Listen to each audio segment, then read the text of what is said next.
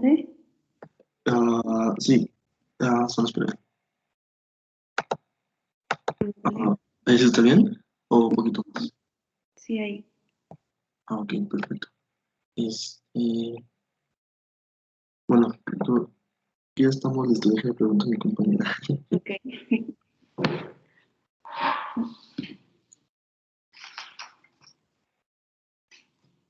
Sí, maestra, ya. Muy bien, adelante.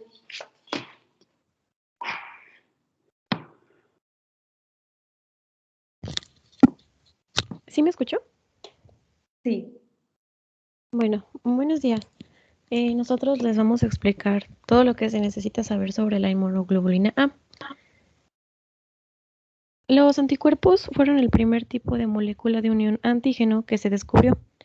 Estos reconocen la gama más amplia de estructuras antigénicas y tienen la mayor capacidad para discriminar entre diferentes antígenos al unirse a antígenos con la mayor fuerza.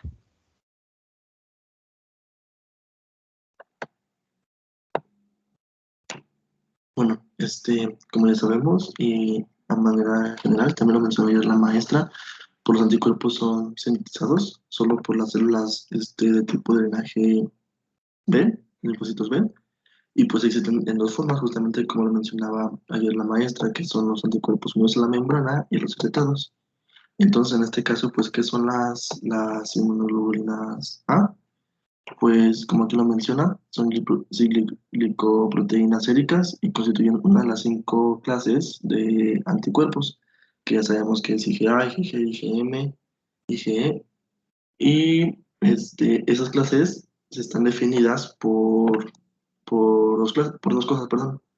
El primero sería el número de subunidades.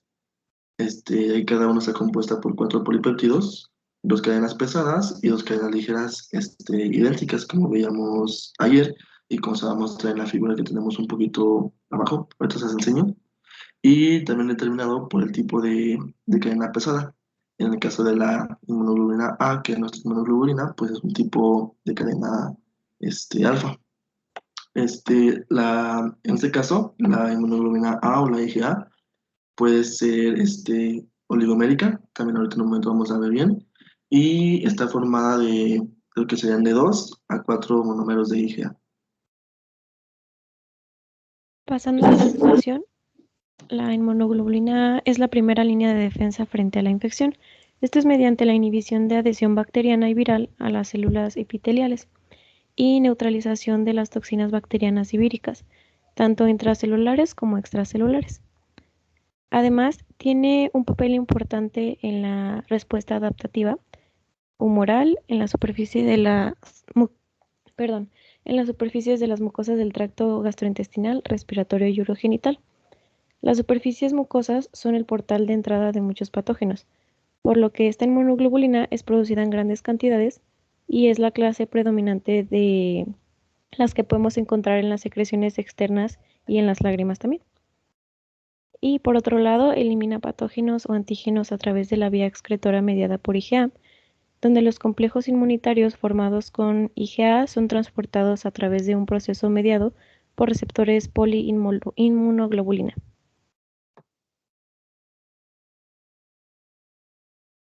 Maestra, ¿me puede confirmar si al bajar el cartel se sigue, bueno, si sigue va bajando? Sí, sí va bajando, sí se ve todo.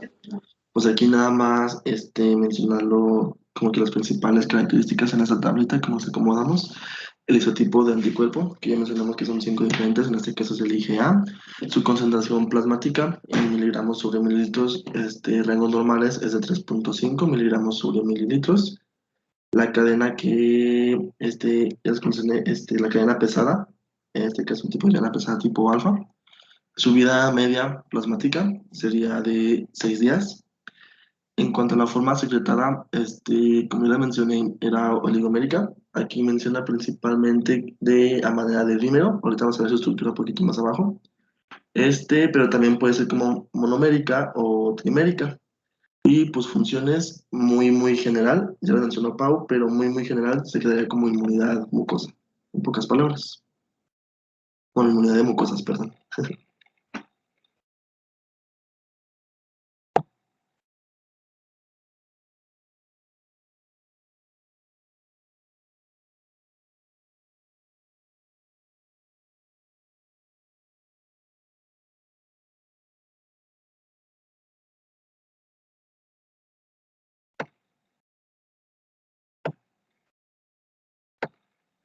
Ya no. ¿Sí bajó? Sí, ¿verdad? Creo que sí. Creo que sí, sí lo escuché. También mencionar de manera importante que en humanos existen dos clases de inmunoglobulina A, principalmente la inmunoglobulina A tipo 1. Esta la encontramos en el suero y viene bueno, deriva de la médula ósea, y la IgA2, que en este caso sería la forma secretada de la inmunoglobulina A. Y por último vamos a hablar sobre su estructura.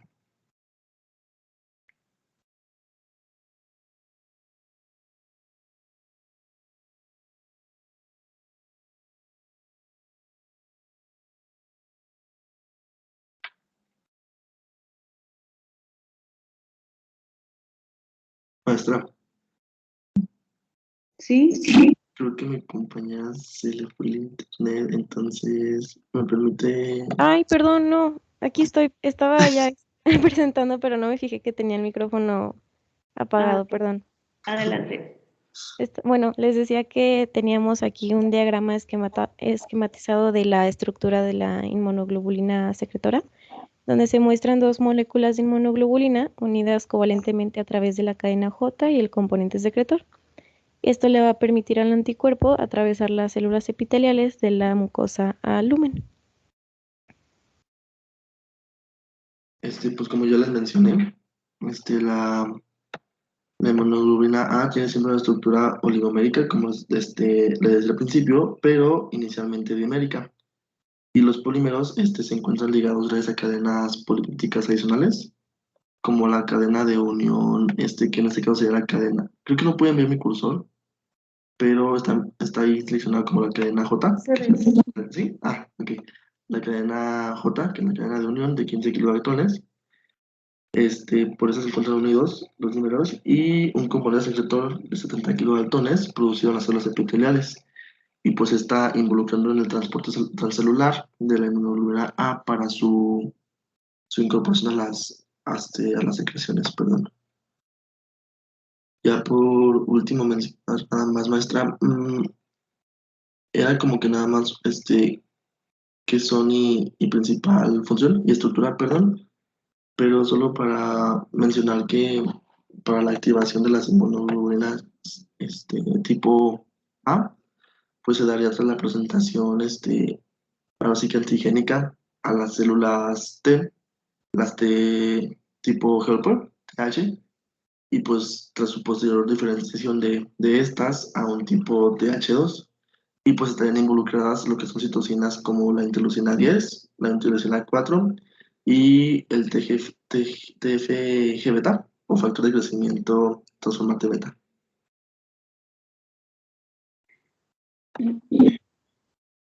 ¿Terminaron? Sí. Ok, bueno, quedó muy bien, cubrieron todos los puntos de las rúbricas. Muchas gracias. Entonces, tienen los puntos completos. Aquí nada más, ¿qué ventaja, por ejemplo, le podría conferir que esta estructura de la inmunoglobulina que tenemos, que es oligomérica, es decir, en este caso dos inmunoglobulinas A unidas por su región FC, ¿qué ventaja le puede conferir ante una inmunoglobulina monomérica, por ejemplo? Es el reconocimiento bueno, de más antígenos, obviamente, al tener dos sitios de reconocimiento. Exacto, entonces aquí en lugar de reconocer dos antígenos, vamos a reconocer cuatro, ¿no? ¿Correcto? Y otra cosa, esta es la inmunoglobulina, para que sí lo tengan muy presente, que cruza se transmite a través de la leche materna. Entonces a veces hay confusión que ¿cuál es la inmunoglobulina que primero se encuentra en el recién nacido y que pasa vía transplacentaria? Pues ya sabemos que es la IgG, pero la IgA también se encuentra en los primeros días de vida porque pasa a través de la leche materna, y sería lo único que yo tendría que agregar a este. ¿Hay alguien que necesite agregar algo que nos pueda servir a todos?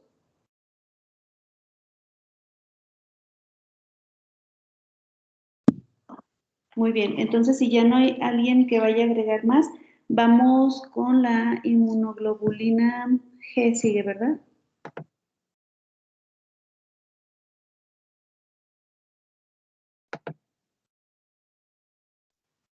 Maestra, ya se dejó de compartir. Ya se dejó de compartir. Gracias. Al contrario, gracias a ustedes, muy buen trabajo. Y ahora Francisco, perdón, es la IGD. Francisco y Cristina, ¿ya están listos para compartirnos su cartel? Buenos días, doctora. Sí, nada más deje comparto pantalla. Perfecto.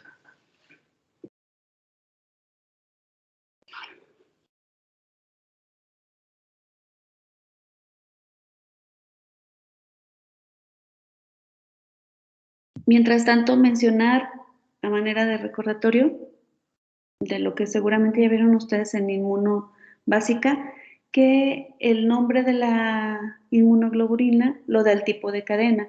Entonces, la cadena alfa de cadena pesada, la cadena alfa nos da lugar a la inmunoglobulina A. La cadena, en este caso que vamos a hablar de la D, nos lo da la cadena delta y así sucesivamente, ¿sí? Y en los genes, el ordenamiento que tienen las diferentes, pues sí, regiones o los exones, así se denominan. Es la cadena mu, la cadena alfa, la cadena delta, la cadena epsilon, y la que primero se acomoda es la cadena mu. Por eso la primera inmunoglobulina en formarse es la M, ¿sí? Muy bien, adelante por favor.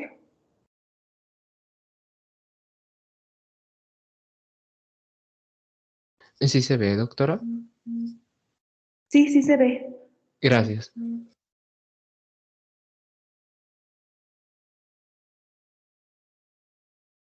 Bueno, buenos días. A nosotros nos tocó explicar la inmunoglobulina D.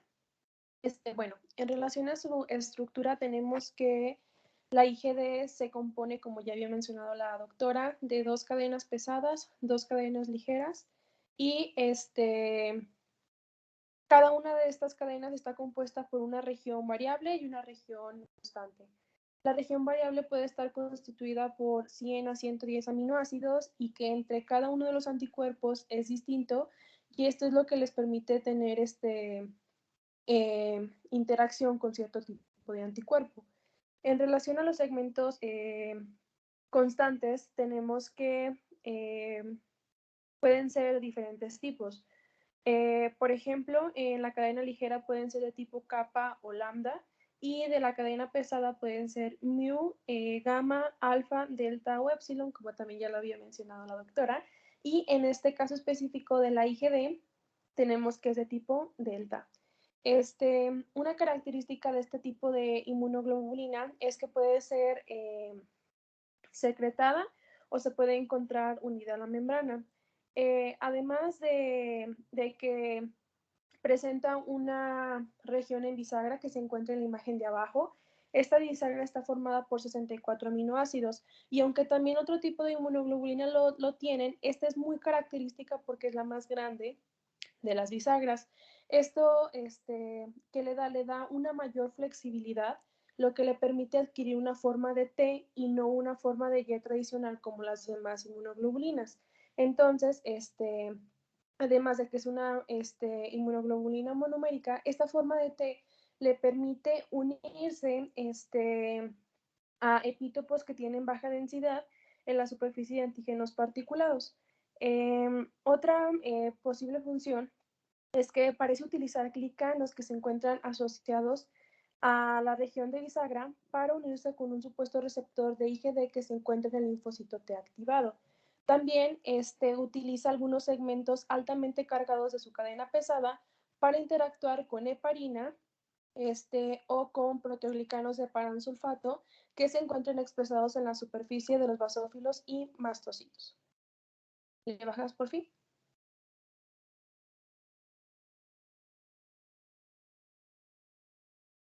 Muy bien, en relación a su expresión, tenemos que primeramente el linfocito B inmaduro solamente expresa un BCR, que es el de tipo IgM. Posteriormente, sale de la médula ósea, que es donde se estaba formando, por así decirlo, y posteriormente migra hacia órganos linfáticos, linfoides secundarios, y es en este lugar en donde adquiere su segundo BCR, que es de tipo IgD. ¿Cómo sucede la aparición de estas dos cadenas? Pues primero necesitamos tener el, el segmento BDJ y posteriormente ocurre un empalme alternativo de ARN premensajero, que es donde se unen exones constantes de cadena pesada, ya sea el de tipo mu para la tipo IgM y posteriormente la delta para la IgD. Cuando el linfocito B tiene estas dos cadenas, ya se puede decir que es un linfocito B maduro. Posteriormente va a necesitar interactuar con antígenos para activarse y poder cambiar su cadena, como también ya lo había mencionado la doctora, pero mi compañero Paco en un momento se los va a explicar un poquito más detallado. En relación a la localización, tenemos que las células B productoras de IgD predominantemente se encuentran en la mucosa aerodigestiva superior, como lo son la mucosa nasal, las amígdalas y también en estos tejidos linfoides asociados a dicha mucosa, que son los MALT.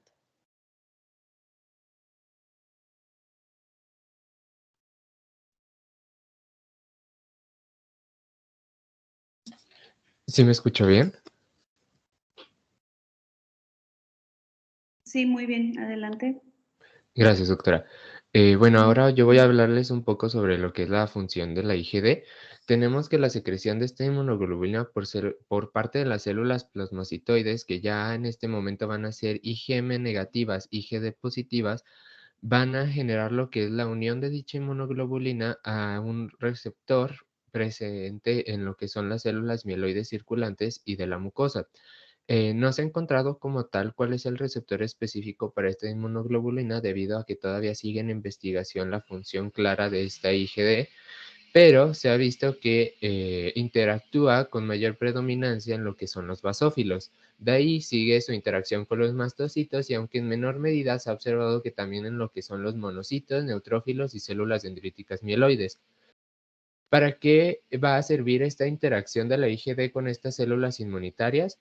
Más que nada para educar al sistema inmune innato. Se ha observado que mediante la interacción de la inmunoglobulina D con su receptor, sobre todo en los basófilos, va a generar la estimulación del sistema inmune innato para que éste sea consciente de la composición antigénica del tracto respiratorio superior, o bien, como había mencionado mi compañera Sarei, de lo que es la mucosa aerodigestiva superior, mejorando así lo que es la vigilancia local y sistémica contra aquellos patógenos que ingresan a nuestro organismo a través de lo que es el aire.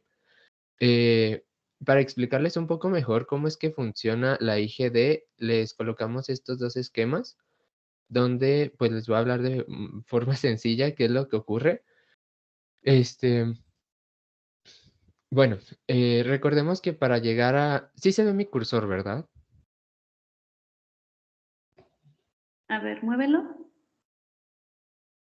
Sí, sí se ve. Ok, gracias. Bueno, recordemos que para llegar a esta célula plasmacitoide IgD positiva, IgM negativa, pues vamos a partir desde una célula B madura, que puede ser de forma directa a través de los linfocitos T o de forma indirecta, no mediado por linfocitos T. Bueno, aquí abajo tenemos la vía mediada por linfocitos T en la que, bueno, aquí tenemos la esquematización de un epitelio respiratorio donde hay muchas bacterias y como bien sabemos, las células dendríticas son capaces de captar dichas bacterias, procesarlas y presentar antígenos a través del complejo mayor de histocompatibilidad hacia lo que son los linfocitos T. En este caso, se le presenta linfocitos T helper que una vez activados son capaces de interactuar con linfocitos B, IgM positivo, IgD positivo maduros foliculares a través de lo que es el TCR y el ligando de CD40, activando así al linfocito B para que por medio de vías intracelulares exprese receptores para dos tipos de interleucinas, que son la 2 y la 21. Se ha observado que estas dos interleucinas, al interaccionar con el linfocito B folicular, genera lo que es la recombinación de cambio de clase y la hipermutación somática para generar lo que es un linfocito B maduro, pero ahora que solo exprese y secrete la IgD, es decir, un linfocito B IgD positivo, IgM negativo, logrando así un plasmocito IgD. La vía que no es dependiente de linfocitos T se encuentra en la parte superior del esquema, en la cual vemos que la célula dendrítica de forma directa a través de 3 factores que van a ser la interleucina 15, el factor activador de linfocitos B o también denominado BAF y el ligando de proliferación A, que es April, van a activar directamente al linfocito B para que genere lo que es la recombinación de cambio de clase y la hipermutación somática para expresar únicamente lo que es la IgD. Y pues bueno, ¿qué es lo que va a generar esta IgD como tal? Esto se ve un poquito mejor en este esquema, en donde vemos que al interaccionar con el basófilo va a generar 4 efectos principales la IgD. Puede interaccionar con los basófilos que se encuentran en la misma mucosa aerodigestiva o con los basófilos que se encuentran a nivel de la circulación sanguínea. Los efectos van a ser los mismos, que van a ser 4 principales que podemos observar aquí abajo. El primero va a ser secreción de factores inductores de anticuerpos, que prácticamente lo que va a estar secretando es la interleucina 4 y el factor activador de linfocitos B, que va a actuar a nivel de los linfocitos B foliculares maduros, es decir, los IgM positivo, IgD positivo, para formar más linfocitos, bueno, más células plasmacitoides IgD específicas. Va a generar también lo que es la liberación de factores quimiotácticos como interleucina 8 y CXL10, que generan la quimiotaxis hacia la mucosa aerodigestiva de las células dendríticas y de macrófagos. Va a secretar también factores proinflamatorios como el factor necrótico tumoral alfa y la interleucina 1 beta. Y por último, va a secretar factores antimicrobianos como la catelicidina LL37 y la beta-defensina 3, las cuales son péptidos antimicrobianos que van a reconocer patrones moleculares asociados a patógenos de la membrana celular de las bacterias para generar lo que es su opsonización y generar también lo que es su lisis. Además, se ha observado que pues prácticamente la catelicidina LL37 genera quimiotaxis de células inmunitarias hacia el sitio de la lesión, por así denominarlo. Y pues prácticamente es todo el proceso que encontramos en artículos sobre el proceso de la IgD. Y pues esta es la bibliografía en la que nos basamos.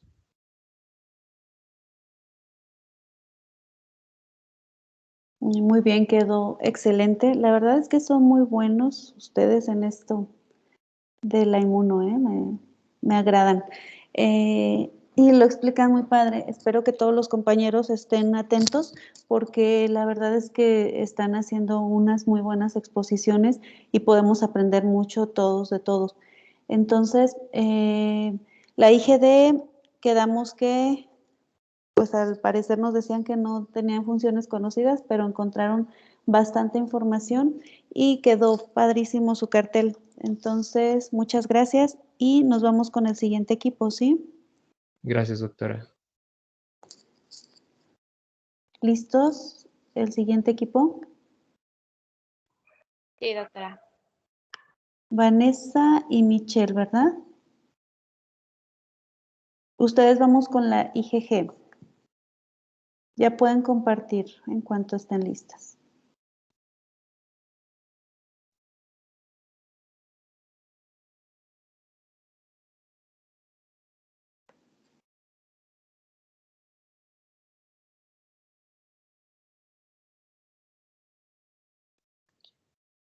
Déjalo vuelvo a poner. ¿Sí se ve bien? ¿Sí? Ah, ok, muy bien. Bueno, ¿Puedes hacerlo un poquito más grande, por favor? Sí. Aunque lo vayamos corriendo. Ajá. Bueno, mi compañera Vanessa Gómez Ramos y yo, Michelle Jiménez, nos tocó explicarle monoglobulina G.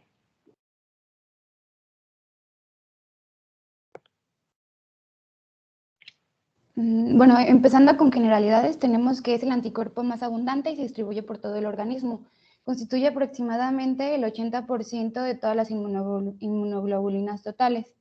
También tenemos que cuenta con 4 subtipos. en donde la inmunoglobulina G1 es la más prevalente, es decir, la que tiene una mayor concentración, seguido en orden decreciente por la inmunoglobulina G2, la G3 y la G4.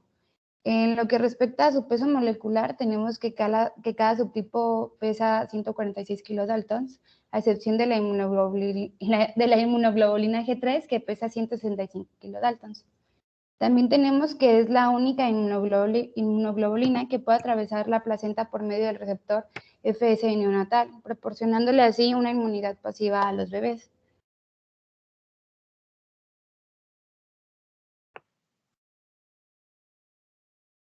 Bueno, después les voy a platicar de las funciones. La principal pues es la inmunidad neonatal, que es el transporte de anticuerpos a la placenta y de la placenta hacia el feto. Durante la vida fetal queda limitada la transferencia de anticuerpos a través de la placenta, por lo que solamente la IgG materna va a participar. Después tenemos que difunden más fácilmente que los demás isotipos al espacio extravascular. ¿Qué quiere decir? Que hasta el 50% de las IgG se van a encontrar en fluidos tisulares, donde se van a encargar de neutralizar a las toxinas bacterianas, que funcionan como antitoxinas. Después tenemos la activación del complemento por la vía clásica. Este funcionamiento pues, va a iniciar cuando se detecten estructuras extrañas. Se inicia con la activación de la proteína C3, después esta C3 se va a dividir en dos, que es C3A y C3B. La C3A va a intervenir en la respuesta inflamatoria y la C3B es como la proteína final para formar el complejo para atacar a las membranas. En resumen, puede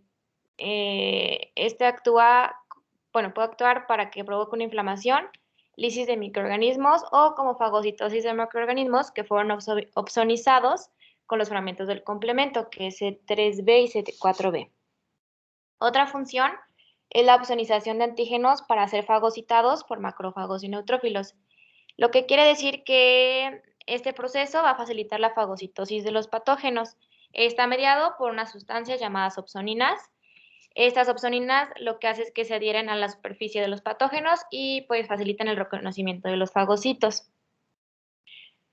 Después tenemos la citotoxicidad celular dependiente de anticuerpo mediadas por NK y macrófagos. Aquí lo que sucede es que es un tipo de reacción inmunitaria por la que una célula o un microbio se recubren con anticuerpos y estos son destruidos por algunos glóbulos blancos. Los glóbulos blancos llegan, se adhieren a los anticuerpos y liberan sustancias que van a provocar la lisis de estas células. Bueno, la estructura, ya la han repetido muchas veces, pero se las voy a recordar. Es una estructura monomérica. Está compuesta por dos cadenas pesadas, que son las CH, y dos cadenas ligeras, que son las CL. Esta difiere de las otras inmunoglobulinas, ya que la cadena pesada viene siendo la gamma. Están unidas por puentes disulfuro. Y aquí en la región de bisagra, si nosotros dividimos esta estructura, tenemos la región Fab y la región FC. En la región Fab vamos a encontrar de tanto de la cadena ligera como de la cadena pesada sus regiones variables. Las regiones variables hay que recordar que es el sitio de unión con el antígeno. Y ver que también tenemos la región constante de cadena ligera y la región constante de cadena pesada.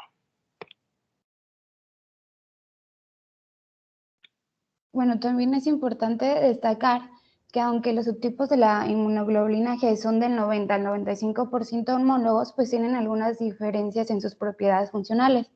Por ejemplo, en algunas diferencias claves entre estos subtipos tenemos que la inmunoglobulina G1, la G2 y la G3 pueden activar el complemento, pero pues la inmunoglobulina G4 no lo puede hacer.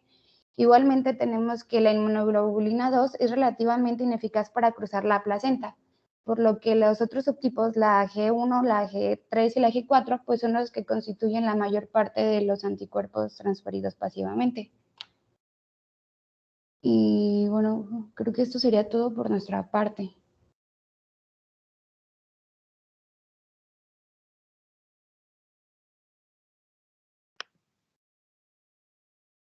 Entonces, quedó... Entonces, la reina de las inmunoglobulinas, la inmunoglobulina G, con sus 4 subtipos. Yo no agregaría nada aquí, nada más recordar que la IgG4 no activa complemento y pues ver que esta inmunoglobulina tiene casi todos los mecanismos efectores que se pueden encontrar, como la opsonización, como la citotoxicidad celular dependiente de anticuerpos, como la unión de la activación de complemento. Son los puntos a recordar en esta, y pues que es, ya saben, pregunta de examen de inmuno básica, pregunta de examen de alergo, pregunta de examen de pediatría y pregunta de examen nacional de residencia, que es la única que cruza la barrera placentaria. Y creo que ya es todo. Bueno, ¿quién sigue? ¿Listos? Andrea y Carlos.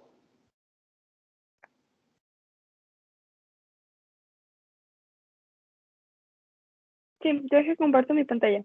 Adelante.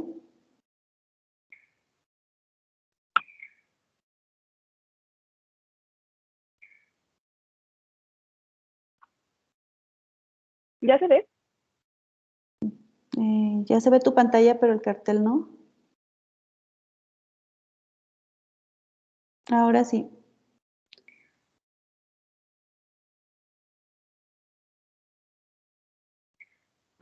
¿Sí me escuchó, maestra? Sí, si te escuchas, adelante. Ok, perfecto. Vamos a empezar nosotros a hablar sobre lo que es la inmunoglobulina M. Una inmunoglobulina M que vamos a estar abarcando aspectos tanto en su estructura, en la maduración de los linfocitos y también sus funciones. También vamos a hablar un poquito sobre la vía clásica, ya que como iremos mencionando a lo largo del cartel, se sabe que la IgM tiene una gran capacidad para activar esta vía clásica del complemento. Primero empezaremos hablando sobre la estructura. Empezaremos mencionando que esta inmunoglobulina representa el 6% del total de todas las inmunoglobulinas que hay, siendo esta inmunoglobulina de las que menos porcentaje representa a comparación de algunas otras, además de que van a ser los primeros anticuerpos que, como ya iremos mencionando por diversas partes de su estructura, van a ser los primeros anticuerpos que se van a secretar en la respuesta humoral o en la respuesta primaria ya misma dicha. Además, si se fijan en la imagen de la izquierda, tenemos que su estructura es un pentámero, formado un pentámero gracias a sus 5 subunidades de monómero que van a estar unidas por enlaces disulfuro a través de sus cadenas pesadas en la parte del carboxilo terminal en los dominios de C4 y también en los dominios de C3. Estas, al conformar lo que viene siendo la estructura del pentámero a través de estas 5 subunidades monómero, vamos a tener que tiene un peso molecular bastante grande, de 950,000 Daltons. ¿Por qué tiene relevancia esto?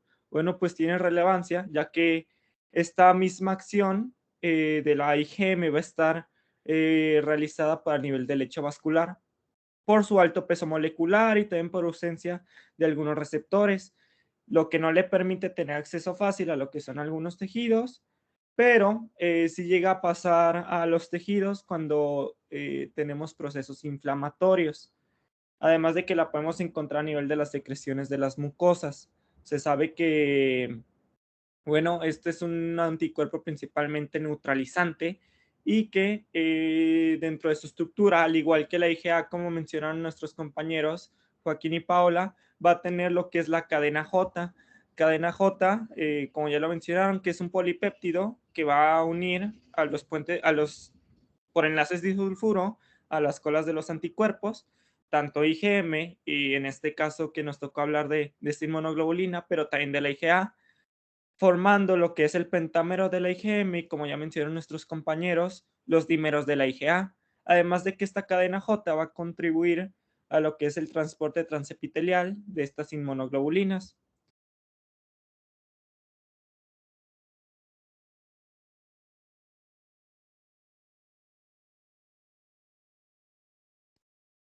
Después tenemos que el linfocito B va a pasar por una serie de estadios de maduración. Primeramente tenemos a la célula troncal. Esta es incapaz de producir una inmunoglobulina. Después tenemos el prelinfocito B. Este ya produce la cadena pesada miocitoplásmica y el receptor pre-B. Después está lo que sería el linfocito inmaduro. Este ya va a presentar la IgM de membrana. Posterior a esto ya tenemos un linfocito maduro, como es el que se muestra aquí, el que estoy señalando. Aquí ya se va a expresar IgM e IgD de membrana. Después ya tenemos al linfocito B activado. Aquí va a comenzar con la secreción de inmunoglobulinas, pero estas son de baja intensidad, aunque ya hay cambio de isotipo de cadena pesada y maduración de la afinidad. Por último, tendríamos a la célula secretora de anticuerpos, que es la que se muestra aquí. Aquí ya hay una secreción elevada de anticuerpos y hay una reducción de inmunoglobulinas de membrana. Bueno, entre las funciones, pues básicamente tenemos que cuando actúa como un monómero, está como receptor en el linfocito B. Esta pues es la primera que se expresa en la superficie del linfocito y va a predominar durante la respuesta inmune primaria. Luego tenemos que está en forma de pentámero, que es la que encontramos circulando en sangre. Tiene un porcentaje del 10% y una semivida de aproximadamente 5 días. Esa pues va a presentar 10 lugares idénticos de unión al antígeno, que esto es lo que va a permitir que tenga una interacción polivalente con una gran avidez. Esto sobre todo es relevante al momento de que va a activar la vía clásica. Cuando hablamos de la vía clásica, pues primero se tiene que mencionar que cuando la IgM se une a un antígeno, esta pues va a inducir un cambio tridimensional que lo que provoca básicamente es que se expongan regiones de unión al C1q en las regiones FC y permita que este se una. Pues, el C1q es una proteína plasmática que básicamente va a detectar anticuerpos que estén unidos a una superficie de un microbio o a otra estructura. Y pues debido a que tiene una estructura pentamédica, puede unirse 2 moléculas de C1q y esta es a una sola molécula de la IgM y por esta razón tiene mayor eficacia al activar el complemento. La IgM pues también la conocemos como fijadora del complemento. Otra de sus funciones es que actúa como marcador de la respuesta primaria, ya que es el primer anticuerpo que se va a fabricar cuando hay una infección. Y pues nada más la otra función sería que pues actúa como marcador de la infección intrauterina porque es la primera inmunoglobulina que se produce durante la vida fetal.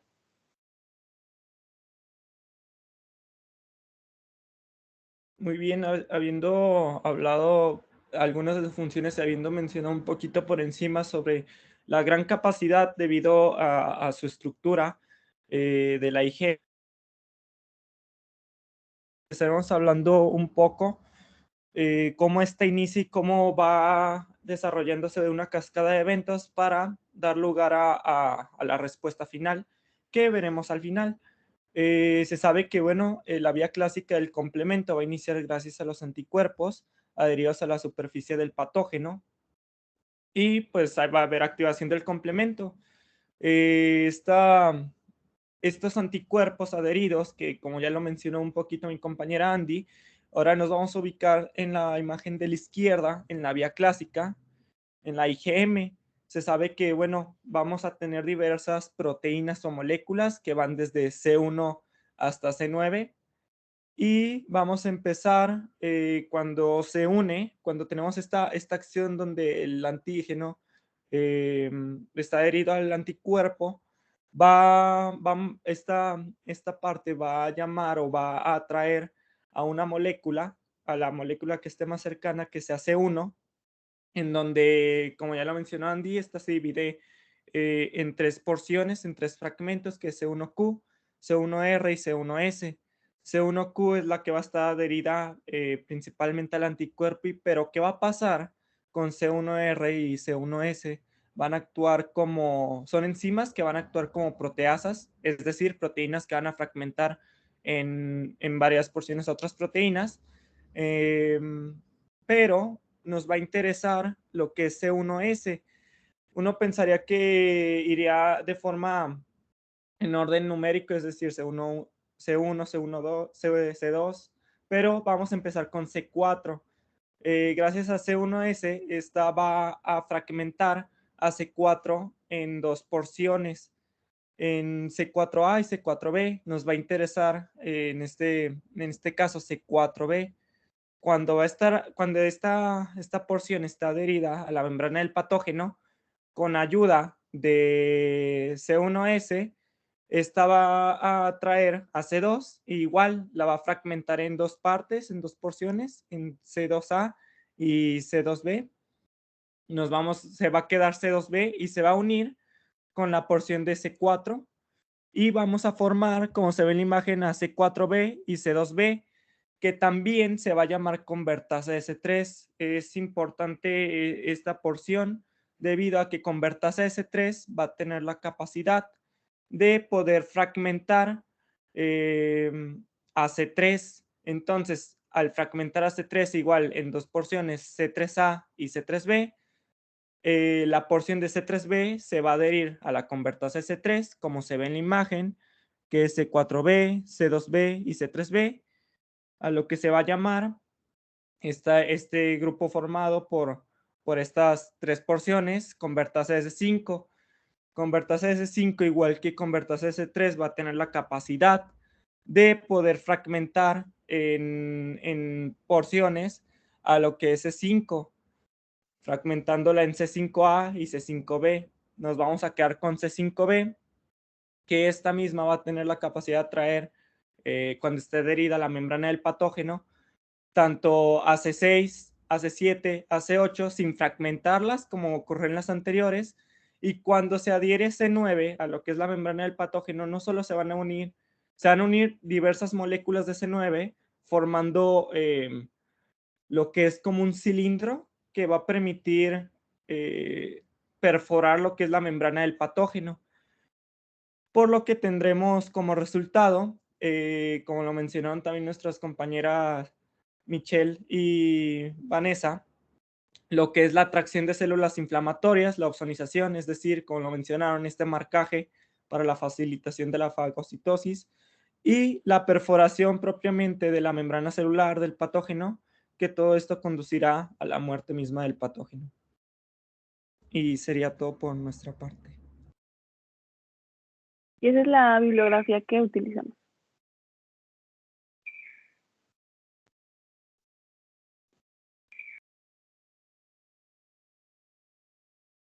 Bueno, igual, excelente su presentación, excelente cartel. El